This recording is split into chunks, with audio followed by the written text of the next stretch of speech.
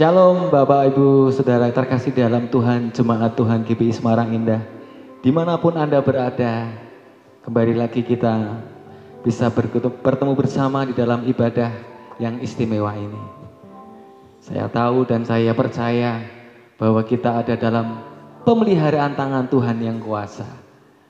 Dan terlebih Bapak Ibu Saudara terkasih dalam Tuhan, ibadah saat ini adalah ibadah Jumat Agung, di mana kita memperingati sesuatu yang istimewa. Karena tidak ada pemberian yang terindah, tidak ada pemberian yang terbaik, tidak ada pemberian yang terbesar, bahkan termulia, selain daripada anugerah pengorbanan darah Tuhan kita Yesus Kristus. Kita yang hina, kita dimuliakan. Kita yang mungkin lemah, kita akan dikuatkan. Bahkan kita yang seharusnya mati, darah Tuhan yang menyelamatkan kita. Mari kita bersehati bersama untuk menyambut Jumat Agung ini sebagai anugerah yang terbesar yang Tuhan sudah berikan atas hidup kita. Dia yang menyelamatkan hidup kita dengan darah-Nya. Terima kasih Tuhan.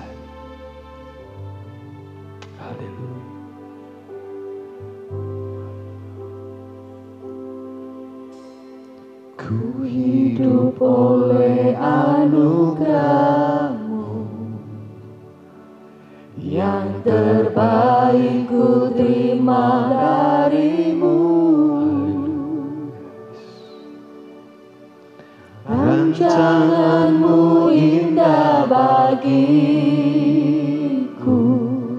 sebab ku hidup selalu di dalam-Mu. Tiada pernah ku meragukan bukti kasih dan karya salib-Mu. Kau telah mati gantikan hidupku, sebab itu ku selalu bersyukur. Hidup oleh anugerah. Ku hidup oleh anugerah-Mu, yang terbaik ku terima dari-Mu. Rancangan-Mu indah bagiku, sebab ku hidup selalu di dalam-Mu. Tiada pernah ku meragukan bukti kasih dan karya salib-Mu. Kau telah mati gantikan hidup. Kami mau bersyukur, sebab itu ku selalu bersyukur. Kasih-Mu memulihkan hidupku, kuasa-Mu membangkitkan rohku. Darah-Mu telah tercurah bagiku, pengorbanan-Mu sempurna. terima kasih buat anugerah-Mu Tuhan. Ku hidup oleh anugerah-Mu, yang terbaik ku terima dari-Mu. Rancangan-Mu indah bagiku,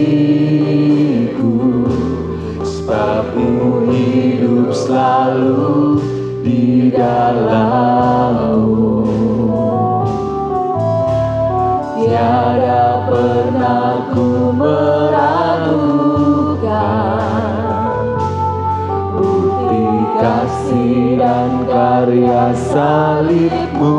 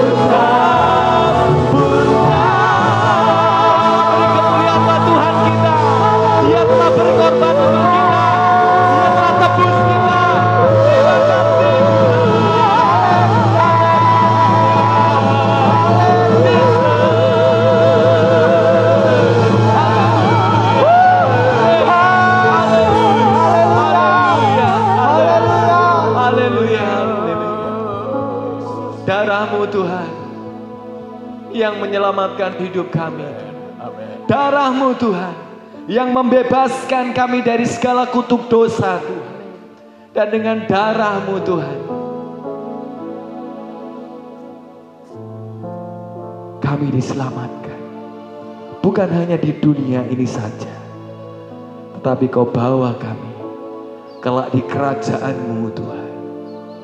Haleluya. Terima kasih Tuhan. Sungguh dalam kasih-Mu Tuhan. Kau lebih dari segala-galanya Tuhan. Terima kasih Tuhan. Dalamnya kasih-Mu Bapa, terlebih dari segalanya, pengorbanan yang termulia selamatkanku dengan darah yang tercurah. Ampuniku atas dosa,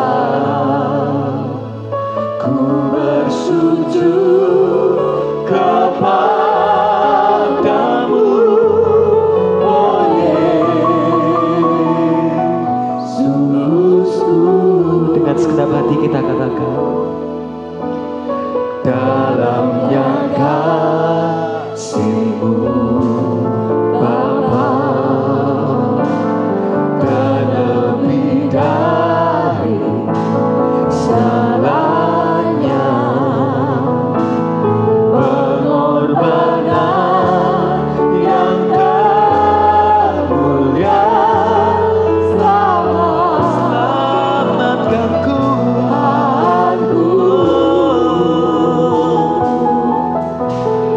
dengan darah yang tercurah.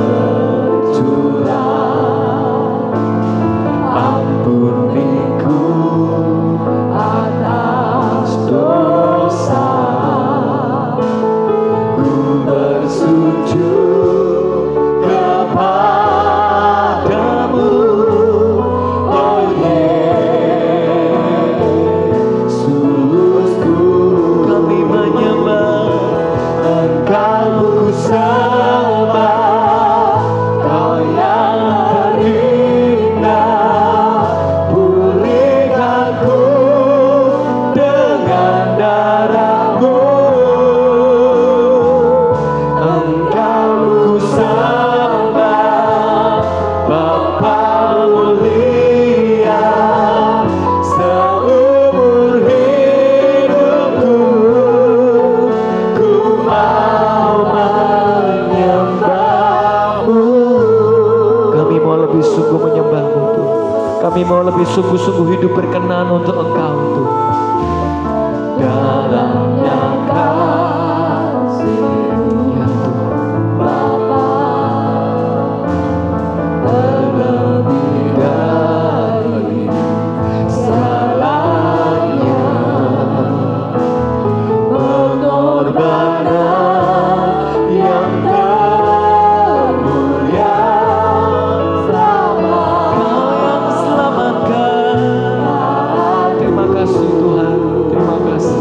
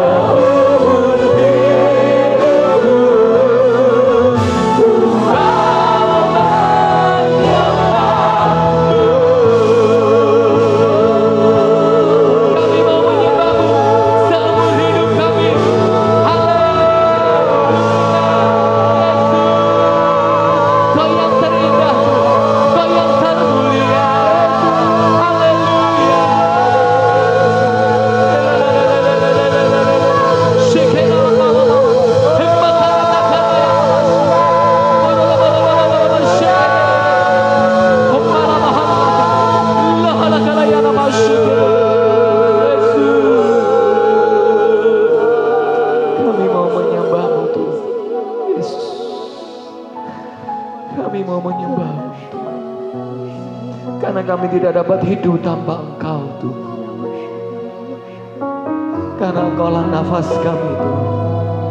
Engkaulah sumber kehidupan kami ya Tuhan.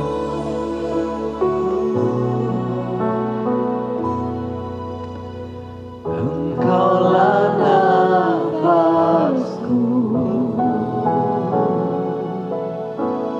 Engkaulah sumberku, dengan kekuatan salib-Mu ku dimampukan selalu. Semua perkaraku, semua perkaraku,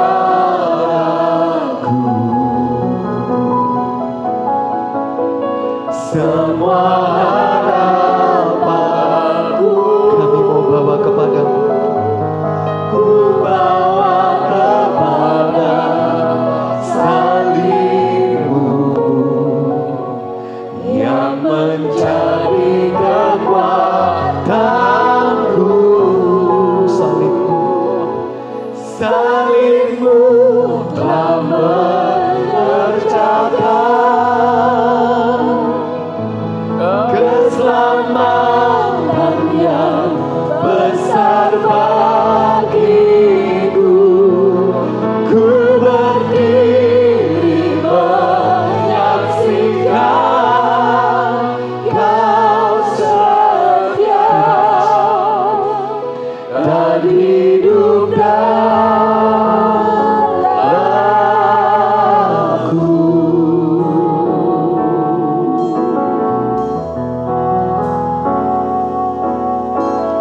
Engkaulah nafasku,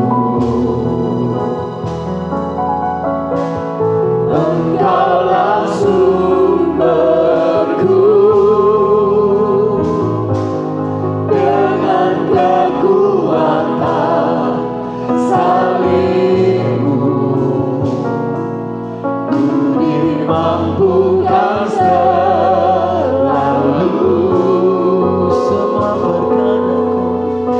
Semua perkaraku,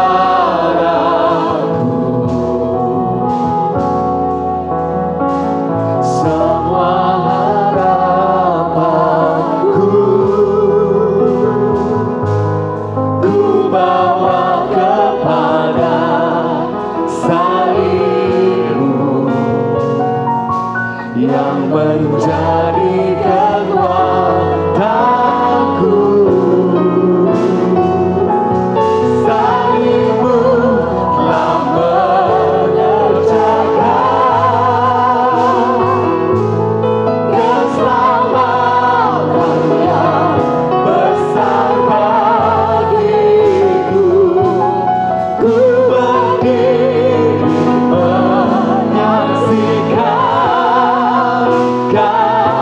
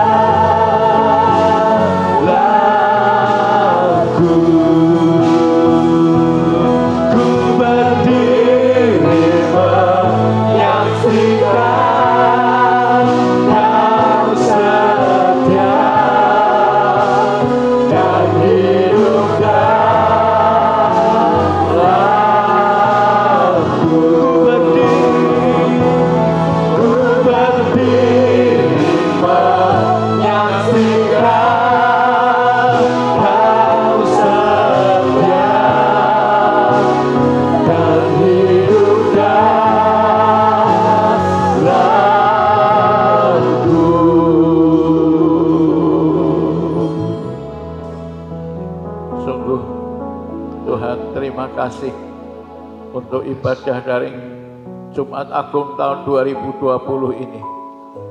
Engkau Tuhan yang telah mati di salib pada hari ini di atas bukit Golgota.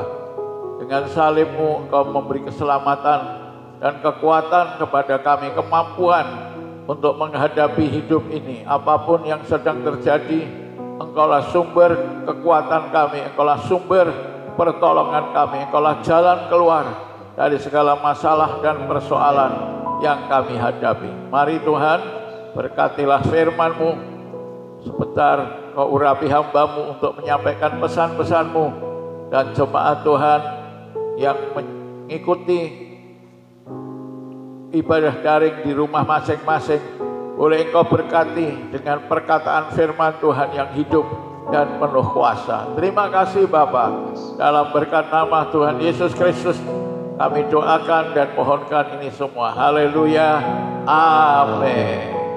Shalom Bapak Ibu Saudara sekalian, shalom. Puji Tuhan, hari ini kita berjumpa kembali dalam ibadah daring hari Jumat Agung tanggal 10 April 2020 pada hari ini. Nah, firman Tuhan pada pagi ini saya akan sampaikan dengan mengambil tema peristiwa-peristiwa ajaib di hari Jumat Agung. Kalau kita menyimak firman Tuhan, khususnya dari Matius pasal 27, kita akan menemukan paling tidak ada 3 macam atau 3 peristiwa ajaib yang terjadi pada hari Jumat Agung yang pertama di Golgota, ya, di Yerusalem. Dan peristiwa ajaib yang pertama kita bisa simak di dalam Matius pasal 27 ayat yang ke-45, yaitu terjadinya kegelapan yang meliputi seluruh daerah itu selama 3 jam. Kita baca ayat 45 dari Matius 27. Di sana dikatakan mulai dari jam 12 kegelapan meliputi seluruh daerah itu sampai jam 3. Ya, kita semua tahu jam 12 sampai jam 3 itu adalah saat di mana matahari itu bersinar terang, ya, sedang terang-terangnya. Jam 12 sampai jam 3. Tetapi bukan terang yang terjadi di Golgota, tetapi malah kegelapan.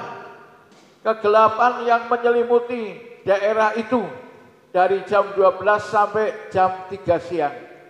Nah, peristiwa ini sudah berlalu 2000 tahun yang lalu, tapi mempunyai makna rohani yang relevan untuk kehidupan kita. Kegelapan ini luar biasa pekatnya, saudaraku, sehingga sinar matahari pun tidak mampu menembus kegelapan ini. Dan kalau saya boleh memaknai kegelapan yang luar biasa ini adalah kegelapan hidup dosa. Ya, kegelapan karena manusia hidup dalam dosa. Ketika dosa kita izinkan untuk menguasai hidup kita, maka otomatis kegelapan itu akan meliputi hidup kita. Dan jangankan hanya lampu halogen atau lampu neon biasa, ya, yang tidak akan mampu menembus kegelapan hidup kita. Bahkan sinar matahari pun, ya, sinar yang paling terang di dunia ini tidak mampu menembus kegelapan itu. Dan kita semua tahu, saudaraku, tidak hanya zaman dahulu, tapi sampai sekarang pun ketika dosa menguasai hidup kita, maka di situ ada kehidupan yang gelap. Orang yang hidup dosa, lambat atau cepat dia akan mengalami kegelapan.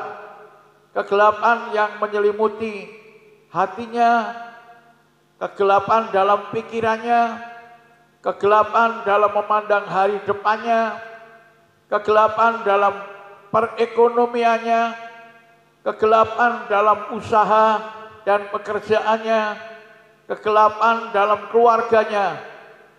semua jalan hidupnya akan menjadi gelap dan tidak dapat ditembus oleh apapun juga, bahkan oleh matahari sekalipun tidak mampu mengatasi kegelapan itu.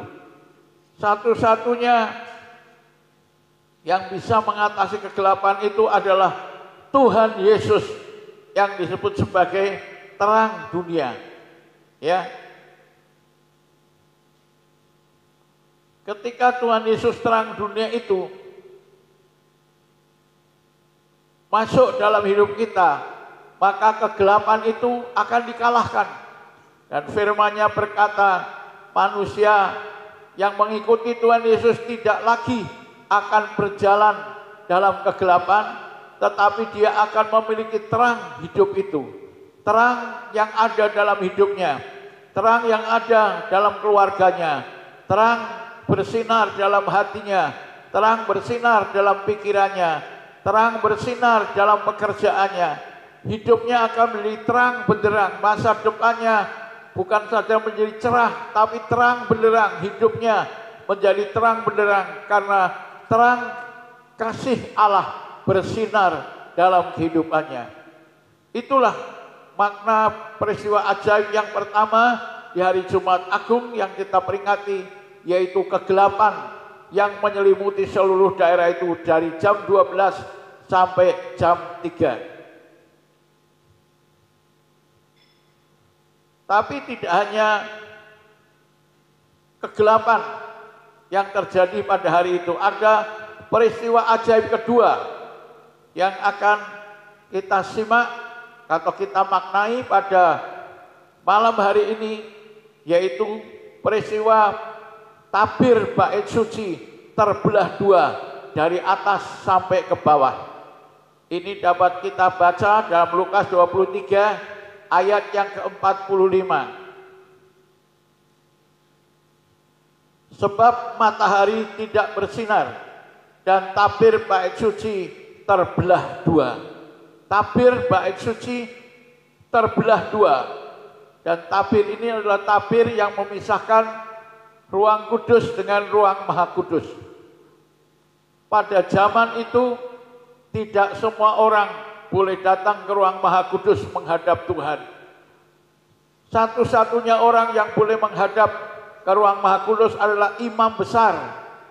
Dan dia pun harus memakai jubah keimaman dan juga pada pinggangnya diikat sebuah lonceng kecil untuk menandai apabila dia berjalan di ruang maha kudus masih hidup, lonceng itu masih berbunyi. Dan apabila dia hidupnya tidak berkenan kepada Tuhan, dia akan mati di ruang maha kudus. Dan lonceng itu tidak akan bunyi lagi. Dan tali yang ada di pinggangnya itu dipakai untuk menarik dia keluar dari ruang maha kudus. Dengan terbelahnya bait suci dari atas ke bawah, itu artinya tidak lagi pemisah, tidak ada lagi pemisah antara Allah dengan manusia. Sekarang jalan kepada Tuhan telah terbuka. Jalan masuk ke dalam ruang maha kudus telah terbuka, tidak lagi penutup, tidak ada lagi pemisah, tidak lagi tirai yang memisahkan ruangan itu. Dan sekarang bukan hanya imam besar, tapi semua orang setiap saat dapat datang kepada Allah. Kalau imam besar pada waktu itu hanya diizinkan setahun sekali datang ke dalam ruang maha kudus, maka setelah tirai itu terbuka, setiap orang tidak setahun sekali, tapi setiap saat dia butuh pertolongan Tuhan, dia butuh ketemu Tuhan, dia bisa masuk ke ruangan itu dan berjumpa dengan Tuhan, membawa bebannya, membawa penyakitnya, membawa masalah dan persoalannya. Nah, itulah makna tabir bait suci yang terbelah dua. Sekarang terbuka untuk setiap orang datang kepada Tuhan. Kalau pada zaman itu hanya imam besar yang membawa beban ataupun pergumulan anak-anak Tuhan, orang Israel, orang Yahudi pada waktu itu, sekarang tidak hanya jalan masuk kepada Allah tidak hanya untuk orang Yahudi atau orang Israel, tetapi untuk semua bangsa. Sekarang jalan masuk terbuka. Setiap orang setelah Tuhan Yesus mati disalib dapat percaya kepadanya dan beroleh keselamatan dan hidup yang kekal. Dan inilah jalan keselamatan yang terbuka untuk umat manusia di seluruh dunia. Sebab firman-Nya berkata, karena begitu besar kasih Allah kepada dunia ini, sehingga Bapa telah mengaruniakan anaknya yang tunggal, supaya barang siapa percaya kepadanya tidak binasa, melainkan beroleh hidup yang kekal. Jalan keselamatan telah terbuka untuk setiap orang datang kepada Bapa melalui Tuhan Yesus yang mati di atas kayu salib pada hari Jumat Agung. Dan tirai bait Allah telah terbelah dua dari atas sampai ke bawah. Jadi jalan masuk, the way in, ya, the way in, jalan masuk kepada Tuhan telah terbuka. Jalan keselamatan telah terbuka. Jalan masuk hadirat Tuhan telah terbuka untuk semua orang. Tapi satu hal lagi saya mau tekankan dengan tirai yang terbelah ini. Bukan hanya jalan masuk, tapi juga jalan keluar sudah terbuka untuk kita. Tidak hanya the way in, tapi juga the way out, ya. Kalau way in, jalan untuk masuk ke ruang kudus terbuka. Way out, jalan keluar dari setiap masalah dan persoalan kita juga telah terbuka. Jadi kalau ada anak-anak Tuhan yang merasa hidupnya tidak ada jalan, yang merasa hidupnya susah dan tidak tahu harus berbuat apa, saat ini firman Tuhan memberikan jalan kepada saudara. Dalam Yesus ada jalan keluar, tidak hanya jalan masuk untuk keselamatan dan hidup yang kekal, tapi juga jalan keluar atas setiap masalah dan persoalan kita. Kita tidak usah takut menghadapi hidup ini. Tidak usah gentar, cemas, khawatir, bingung menghadapi apa yang sedang terjadi dengan maraknya penyakit corona ini kemana-mana. Kita bisa berharap kepada Tuhan untuk memberikan jalan keluar, baik bagi diri kita pribadi, buat gereja kita, buat kota kita, buat negara kita. Ada jalan yang Tuhan mau sediakan bagi kita untuk mengatasi virus corona atau masalah dan persoalan yang lain. Virus corona telah berdampak tidak hanya untuk kesehatan masyarakat, tapi juga untuk perekonomian banyak orang. Saya membaca di koran puluhan ribu orang di Jawa Tengah ini telah mengalami PHK.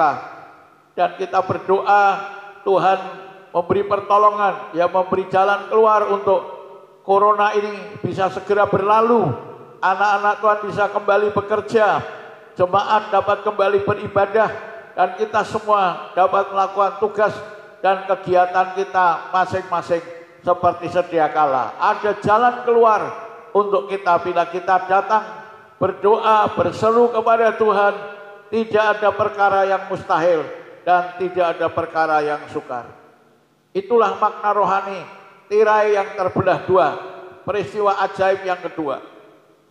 Namun demikian ada satu peristiwa ajaib yang ketiga, yaitu bahwa jalan hidup kekal telah terbuka bagi kita. Kita akan membaca ini dalam Matius 27 ayat 52. Di sana dikatakan, dan kuburan-kuburan terbuka dan banyak orang kudus yang telah meninggal bangkit. Ya, ini peristiwa ajaib yang luar biasa. Karena orang mati bisa bangkit. Kuburan-kuburan mereka terbuka, tidak satu, dua, tiga, tidak. Banyak kuburan-kuburan terbuka.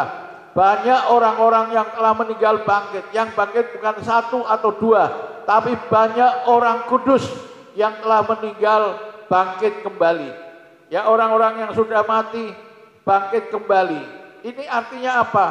Tuhan menyatakan bahwa dia tidak hanya memberi janji, tetapi memberi bukti bahwa orang yang percaya kepadanya akan bangkit, walaupun dia sudah mati akan hidup kembali. Dan Tuhan buktikan itu bukan hanya ketika dia sendiri bangkit dari kematian pada hari Paskah, tetapi pada hari Jumat Agung dia juga membuktikan ya orang-orang mati bangkit, kuburan-kuburan mereka terbuka, seperti yang ayat yang telah kita baca tadi. Ada satu ayat dalam 1 Korintus 15 ayat 52 berkata, dalam sekejap mata pada waktu bunyi nafiri yang terakhir, sebab nafiri akan berbunyi dan orang-orang mati akan dibangkitkan dalam keadaan yang tidak dapat binasa, dan kita semua akan diubah. Inilah janji Tuhan untuk umatnya, bahwa sekalipun sudah mati, pada saat nafiri alam terakhir berbunyi, Tuhan Yesus datang kembali ke dunia untuk yang kedua kalinya. Maka pada waktu itu orang-orang yang sudah mati akan dibangkitkan kembali dalam tubuh yang tidak bisa binasa. Dan orang-orang yang masih hidup, kita semua yang masih hidup akan diubah dalam tubuh kemuliaan dan akan diangkat naik ke dalam kerajaan surga. Jadi kita melihat sekali lagi, bukan hanya jalan masuk ruang Maha Kudus telah terbuka untuk kita, tapi juga jalan keluar dari masalah dan persoalan hidup kita juga telah terbuka. Firman Tuhan berkata dalam 2 Korintus 8 ayat 9, berkata, karena kamu telah mengenal kasih karunia Tuhan kita Yesus Kristus, bahwa ia yang oleh karena kamu menjadi miskin sekalipun ia kaya, supaya kamu dapat menjadi kaya oleh karena kemiskinannya.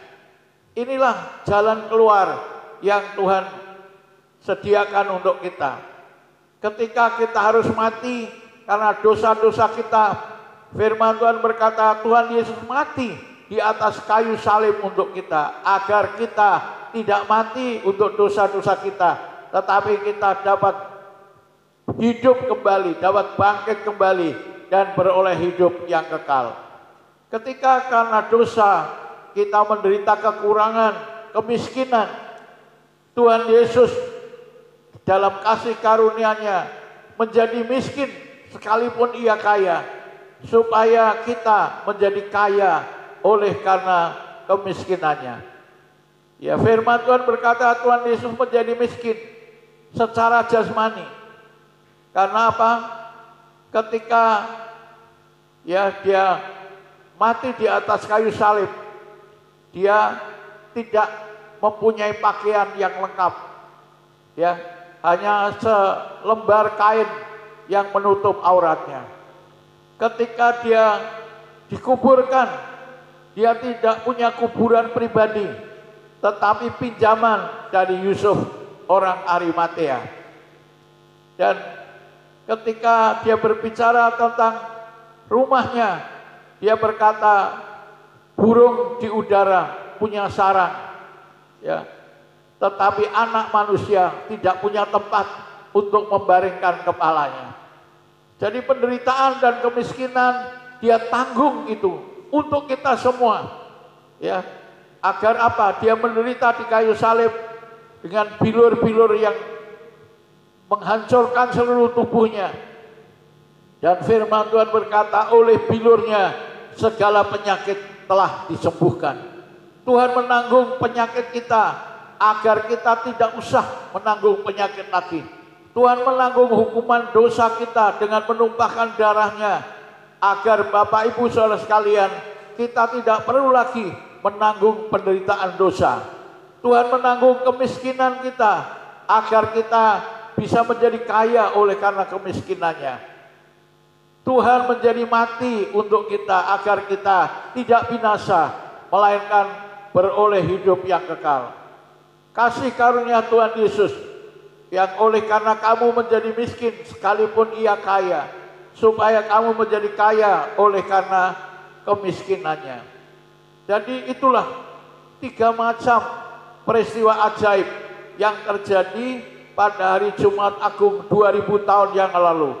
Yang pertama, kegelapan menyelimuti daerah itu karena dosa. Dan dosa itu telah ditebus oleh darah Yesus melalui kematiannya, melalui darahnya. Sehingga kita tidak perlu lagi berjalan dalam gelap, tapi beroleh terang dalam hidup kita. Terang dalam rumah tangga kita, terang dalam ekonomi kita. Mendapatkan terang untuk hari depan kita, terang dalam keluarga dan rumah tangga kita. Yang kedua, peristiwa ajaib adalah tirai bait Allah yang terbelah 2 dari atas sampai ke bawah. Ini Tuhan memberi jalan masuk untuk umat manusia dapat datang kepada Tuhan, menerima keselamatan dan hidup yang kekal. Tidak saja bagi orang tertentu atau bangsa tertentu, tapi untuk semua bangsa di seluruh dunia. Tuhan memberikan jalan masuk keselamatan dan hidup yang kekal. Tidak berhenti pada jalan masuk, Tuhan juga memberi jalan keluar dari masalah dan persoalan, dari kegelapan hidup, juga dari kematian.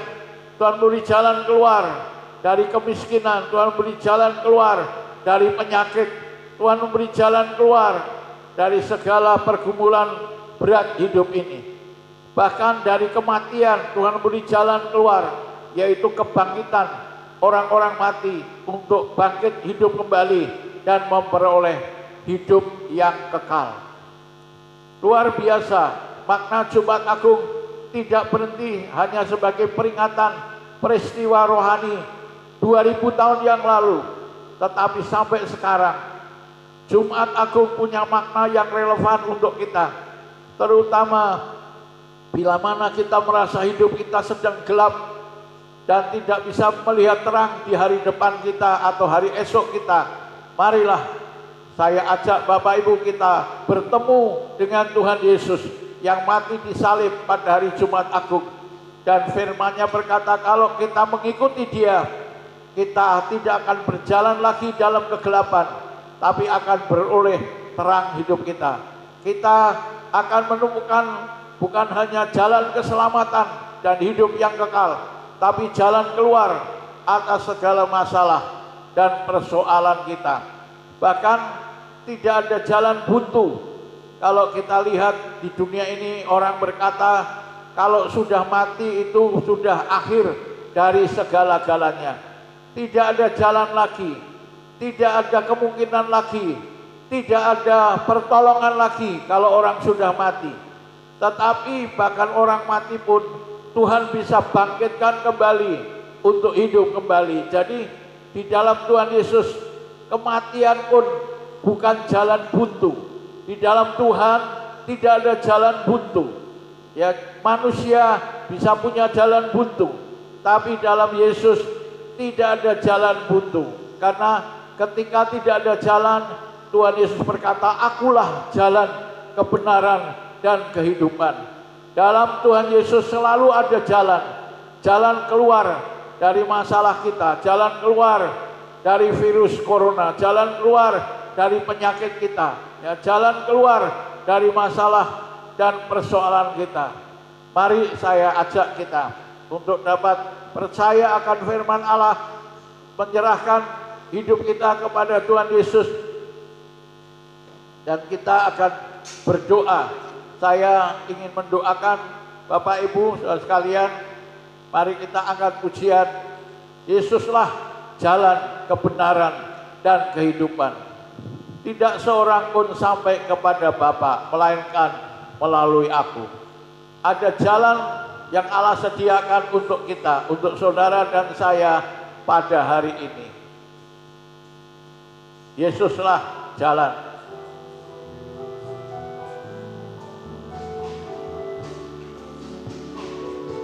Yesuslah jalan, kebenaran, kehidupan. Yesuslah jalan, kebenaran, kehidupan. seorang pun dapat sampai pada Bapa, melainkan melalui Dia. Yesuslah jalan, Yesuslah jalan, kebenaran, kehidupan. Yesuslah jalan, kebenaran, kehidupan. Tak seorang pun dapat sampai pada Bapa, melainkan melalui Dia. dalam Yesus, Dalam Yesus selalu ada jalan. Jalan buntu bukan soal bagi Tuhan. Dalam Yesus selalu ada jalan. Ku tahu Tuhan Yesus pasti buka jalan. dalam Yesus, Dalam Yesus selalu ada jalan. Jalan buntu bukan soal bagi Tuhan. Dalam Yesus selalu ada jalan. Ku tahu Tuhan Yesus pasti buka jalan. ku tahu Tuhan, Ku tahu Tuhan Yesus pasti buka jalan. Ku tahu Tuhan Yesus pasti buka jalan. sementara musik mengiring kita, saya ingin mengajak saudara untuk merenung sejenak dengan kehidupan saudara. Adakah Bapak Ibu yang membutuhkan jalan keluar hari-hari ini? Adakah Bapak Ibu yang sedang mengalami jalan hidup yang sulit, jalan hidup yang gelap, bahkan mungkin jalan hidup yang berat, atau jalan buntu yang rasanya tidak ada jalan keluar? Hari ini saya menawarkan jalan kepada saudara. Dalam Yesus, dalam Tuhan Yesus selalu ada jalan. Kalau Bapak Ibu ingin mendapatkan jalan keluar dari masalah, persoalan, atau penyakit, atau kesulitan yang sedang Bapak Ibu hadapi, mari taruh tangan kanan di dada. Kita datang kepada Tuhan dan kita mau ikut Tuhan Yesus. Firman-Nya berkata, jika orang mengikut aku, maka ia tidak akan berjalan dalam kegelapan, melainkan akan beroleh terang hidup itu. Mari Bapak Ibu ikut saya untuk berdoa agar Tuhan membuka jalan bagi hidup saudara. Mungkin ada yang sakit dan ingin didoakan supaya Tuhan buka jalan kesembuhan bagi penyakit saudara. Mari taruh tangan di dada saudara dan ikuti doa saya supaya Bapak Ibu mendapat jalan keluar dalam hidupmu, jalan kesembuhan, jalan pertolongan. Mungkin ada yang ekonominya sedang kacau atau sedang kalut saat ada merebaknya virus corona ini. Mari datanglah kepada Tuhan Yesus dan mintalah Tuhan buka jalan bagi ekonomi saudara, bagi pekerjaan saudara. Tidak mustahil, dalam Yesus tidak ada jalan buntu. Tuhan memberi jalan keluar kepada kita. Mari kita berdoa. Tuhan, kami percaya Engkau Allah yang menjadi jalan kebenaran dan kehidupan. Bukan hanya jalan masuk, percaya kehadirat Allah untuk beroleh keselamatan dan hidup yang kekal. Tapi Engkau juga memberi jalan keluar atas setiap masalah dan persoalan yang kami hadapi. Tuhan, lihatlah saudara-saudara kami yang menaruh tangan di dada sebagai tanda bahwa mereka butuh pertolongan-Mu Tuhan.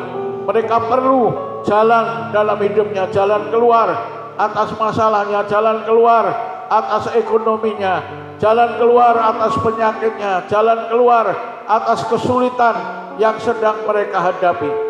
Mari Bapak Ibu, kalau saudara menaruh tangan di dada, ikuti doa saya. Tuhan Yesus, saya perlu jalan keluar dari masalah dan persoalan yang saya hadapi. Ya, saudara bisa ceritakan kepada Tuhan masalah apa yang sedang kau hadapi, kesulitan apa yang sedang saudara hadapi, penyakit apa yang sedang saudara derita saat ini. Ceritakan kepada Tuhan, ngomong kepada Tuhan, bicara kepadanya, ceritakan beban hidupmu yang berat. Bahkan kalau saudara mengalami jalan buntu, ya jalan buntu apa yang sedang saudara alami saat ini, ceritakan. Tuhan, inilah beban hidupku. Saudara ceritakan, inilah kesulitanku Tuhan. Inilah jalan buntu yang sedang aku hadapi Tuhan. Saudara ceritakan kepada Tuhan Yesus apa yang kau hadapi. Dan percaya Tuhan, Engkau mendengar doa-doa kami, Engkau menjawab doa-doa kami, Engkau memberi jalan keluar kepada saudara-saudara kami yang sudah berseru dan berdoa kepadamu. Sebab itu adalah janjimu Tuhan. Kalau kami berseru, berdoa, Engkau menjawab dan mengadakan mujizat. Amin. Jalan keluar dalam hidup kami. Terima kasih. Dalam nama Tuhan Yesus Kristus kami berdoa dan mengucap syukur. Haleluya. Dalam Yesus selalu ada jalan. Jalan buntu bukan soal bagi Tuhan. Dalam Yesus selalu ada jalan. Ku tahu Tuhan Yesus pasti buka jalan. Dalam Yesus, dalam Yesus selalu ada jalan. Jalan buntu bukan soal bagi Tuhan. Dalam Yesus selalu ada jalan. Ku tahu Tuhan Yesus pasti buka jalan. Ku tahu Tuhan Yesus pasti buka jalan. Ku tahu Tuhan Yesus pasti buka jalan. Amin. Saya percaya Tuhan buka jalan bagi saudara sekalian dan memuliakan nama Tuhan. Haleluya. Haleluya. Amin.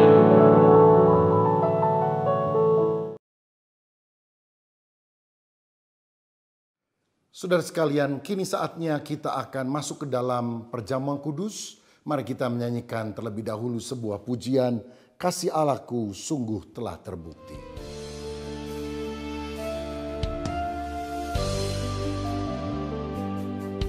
Kasih Allahku sungguh telah terbukti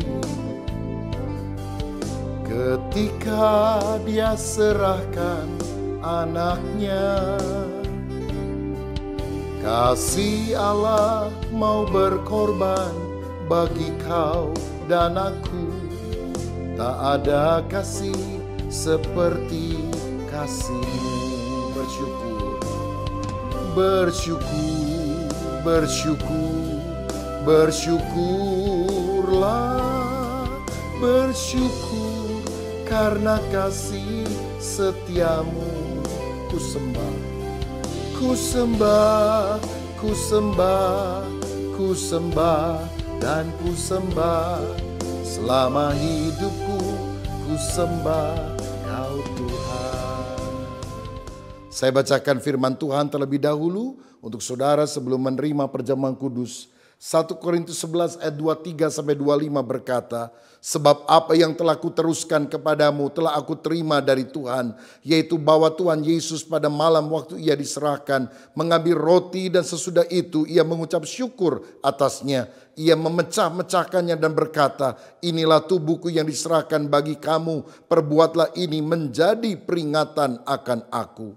Demikian juga ia mengambil cawan sesudah makan lalu berkata, cawan ini adalah perjanjian baru yang dimateraikan oleh darahku. Perbuatlah ini setiap kali kamu meminumnya menjadi peringatan akan aku.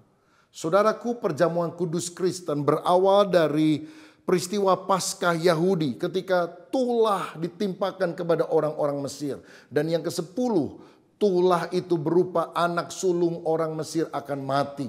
Dan Tuhan berkata kepada Musa, orang Israel harus menyembelih domba. Lalu darahnya disapukan pada ambang pintu dan kedua sisinya. Semua keluarga harus masuk ke dalam rumah, diam di rumah, tidak boleh ada yang pergi keluar. Dan mereka harus makan roti yang tidak beragi. Dan ketika malaikat maut lewat, Pasyah, Passover, Pesah, mereka dilewati oleh malaikat maut dan tidak ada kebinasaan. Dan ini kemudian dipakai oleh Yesus sebagai contoh untuk menggambarkan kematiannya, tubuhnya dipecahkan, darahnya dicurahkan supaya setiap orang yang percaya tidak binasa melainkan beroleh hidup yang kekal. Saudara, ada 3 dimensi waktu melalui perjamuan kudus yang kita harus pahami. Yang pertama, masa lampau.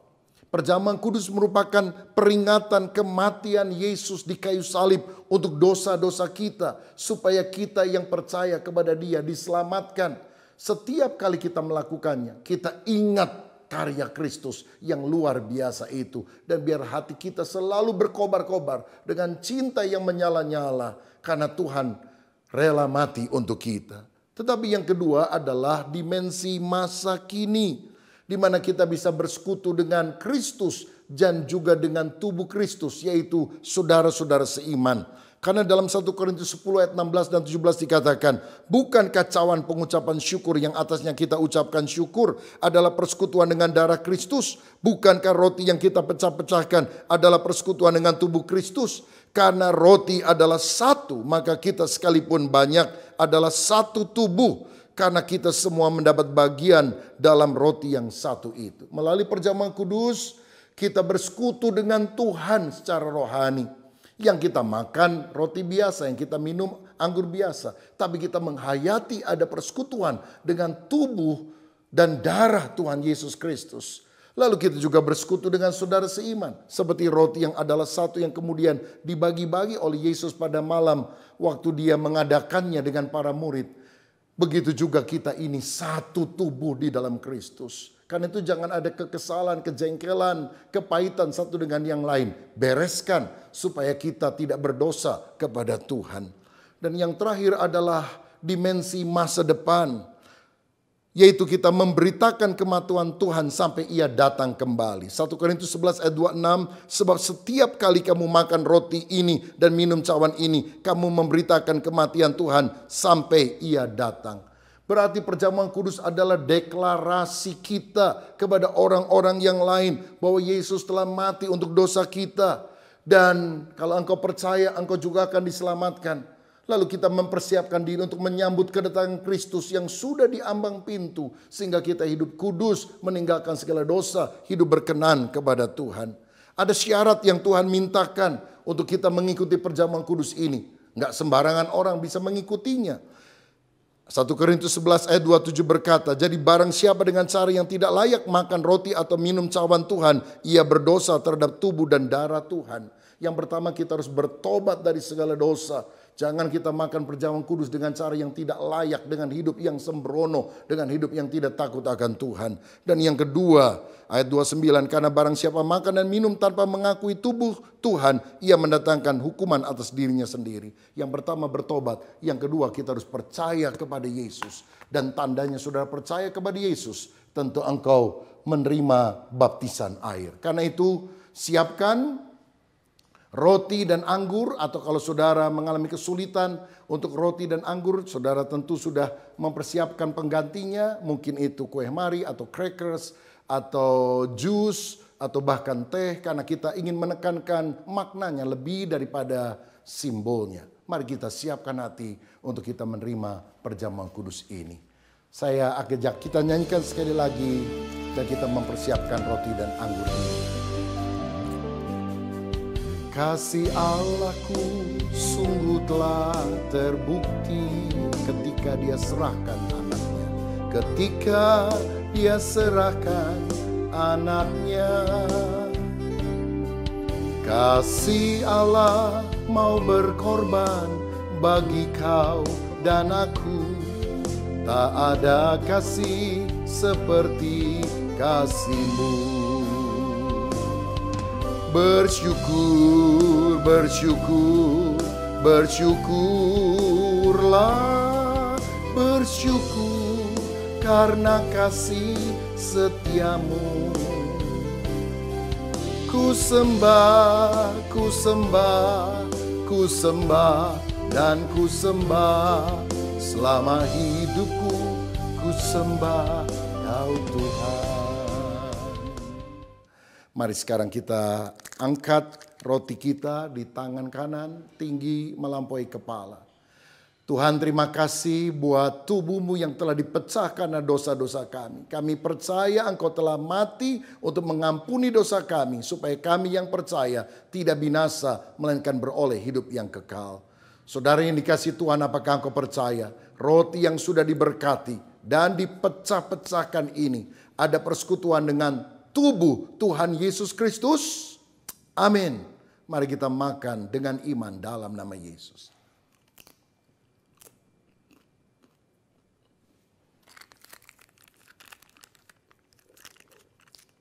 Seperti roti bersatu dengan tubuh kami, biarlah roh kami juga selalu bersekutu ya Tuhan dengan roh-Mu. Setelah makan kita angkat cawan anggur. Darah Yesus menyucikan, bilur Yesus sanggup menyembuhkan segala penyakit kita.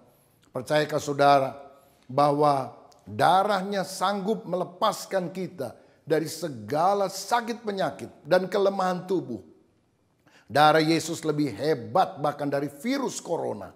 Saudara, terima ini dengan iman. Apakah saudara percaya anggur yang sudah diberkati ada persekutuan dengan darah Tuhan Yesus? Amin. Kita minum dalam nama Tuhan Yesus Kristus. Haleluya, haleluya, haleluya. Sekarang kami mau menerima kekuatan yang berasal dari Tuhan. Dan biarlah iman kami tetap teguh. Bahkan di masa-masa darurat, di masa-masa sulit, di mana kami melakukan perjamuan kudus di rumah-rumah seperti ini. Mata kami tetap memandang kepada Tuhan. Karena Tuhan akan memberikan kemenangan. Berkat-Mu atas kami. Dalam nama Tuhan Yesus Kristus. Haleluya. Amin. Tuhan Yesus memberkati. Haleluya. Puji Tuhan Bapak Ibu yang dikasihi Tuhan. Pada hari ini kita masih diberikan kesempatan untuk kita dapat memperingati Jumat Agung. Ya, walaupun saat ini tidak bisa berkumpul bersama, tetapi pada saat ini kita boleh kembali mengingat akan kasih, akan pengorbanan yang Tuhan Yesus sudah lakukan bagi kita semua. Dia yang serahkan anaknya yang tunggal, mati untuk menebus dosa-dosa kita. Sehingga kita boleh menerima akan keselamatan dan kehidupan yang kekal di dalam kerajaan surga. Ibadah perayaan Paskah kita pada hari Minggu tanggal 12 April masih akan dilakukan secara online pada pukul 8 pagi. Dan ibadah perayaan Paskah kita akan dilayani oleh Pendeta Pembantu Yohan Immanuel Prayetno Eskop MA. Ya Bapak Ibu saya kasih, meskipun secara fisik kita dibatasi, tetapi biarlah roh kita dapat mengalami kebebasan untuk kita masih dapat tetap bersekutu dan memuliakan akan namanya di rumah kita masing-masing bersama dengan keluarga yang kita kasihi. Mari kita akan bersama-sama terus berdoa bagi bangsa dan negara kita agar Tuhan sendiri yang menolong, Tuhan sendiri yang menyatakan kuasanya, menyatakan mujizatnya boleh terjadi atas bangsa dan negara kita. Sehingga bangsa dan negara Indonesia ini boleh terbebas dari wabah, akan virus corona yang saat ini sedang terjadi. Mari kita bersama-sama berdoa untuk mengakhiri ibadah kita pada saat ini. Bapa di dalam surga, kami datang kepadamu Tuhan. Kami membawa doa Tuhan buat bangsa dan negara kami. Biarlah Tuhan sendiri yang menolong. Tuhan sendiri yang menyatakan kuasa-Mu boleh terjadi atas bangsa dan negara Indonesia. Sehingga wabah virus corona ini boleh dilalukan terus dari bangsa dan negara kami. Dan kami boleh melihat bahwa kuasa Tuhan itu boleh benar-benar nyata terjadi. Pertolongan Tuhan itu boleh benar-benar Kau nyatakan Tuhan atas bangsa dan negara Indonesia ini. Sehingga tidak terjadi akan pembatasan sosial secara berkepanjangan. Tetapi kami boleh kembali merasakan kuasa-Mu dicurahkan dalam kehidupan kami. Dan kehidupan boleh berjalan dengan baik ya Bapa, dengan berkat dan pertolongan dari Bapa. Kami bersyukur Tuhan, mari kita menerima berkat dari Tuhan kita Yesus Kristus. Kita akan kita bersama-sama dan kita akan terima berkat dari Tuhan. Diberkatilah kesehatan yang baik, diberkatilah keluarga dan rumah tanggamu, diberkatilah usaha dan pekerjaanmu, dan diberkatilah segala hasil pekerjaan tanganmu, karena Tuhan akan memberkati. Tuhan melihat kepada wajahnya dan memberikan kepadamu kasih karunia. Tuhan melihat wajahnya kepadamu dan memberikan kepada kita damai sejahtera. Mulai saat ini sampai maranatha, Tuhan akan memberkati Tuhan. Amin.